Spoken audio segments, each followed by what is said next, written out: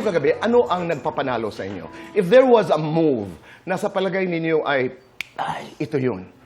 Actually, yung tingin ko po yung bumagsak po si Ate Sugar galing sa taas, tapos sinalo po namin. And then, yung pangalawa po yung ginawa namin ni Ate Sugar ngayon, kung inikot ko po siya. Yun na talaga. Parang yung piece na po nun, parang talagang, yun yung salita na bawal ka huminga. Kasi talagang, parang lahat po ng gagawin namin dapat po, nasa tempo siya, may bilang. Kasi pag nagkamali ka po, May chance na ma-aksidente ka po talaga. Oo. Tapos ka na ba umiyak? Tapos na! Oh my ba? gosh! Okay na ako. Iyak kanina. Uy, hindi.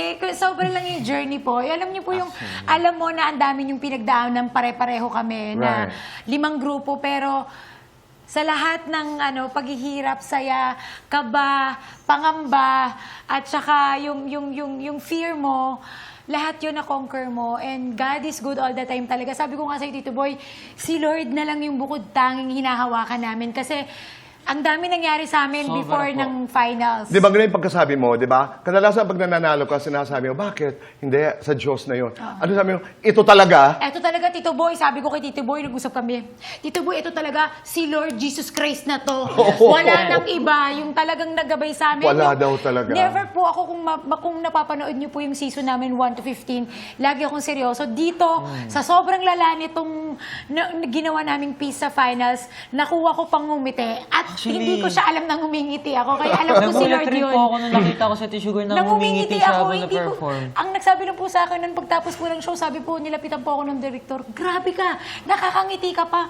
Nakaganon lang, ngumiti po ako. Gumanon lang Kasi po si ako. Ate Sugar Hindi tuloy ko nagtitraining po laging.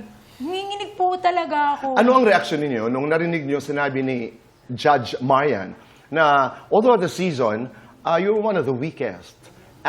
Pero dito sa performance niyo kagabi, talagang kayo ang pinaka-tumatak sa kanya. And coming from Marian, ano yung reaksyon? Sobrang saya, Tito Boy. Oo. Talagang, tsaka yung diniinan niya na ito yung tatatak sa puso ko. Sabi ko kay Jiro, manalo matalo, panalo na tayo. Panalo na tayo. Kasi Nasabi na ni Marian Rivera. Yung masabi lang ni Ate Yanya na yung ginawa niyo lahat sa performance yung yan, masaya na kami doon po. Jero, may expectations kayo?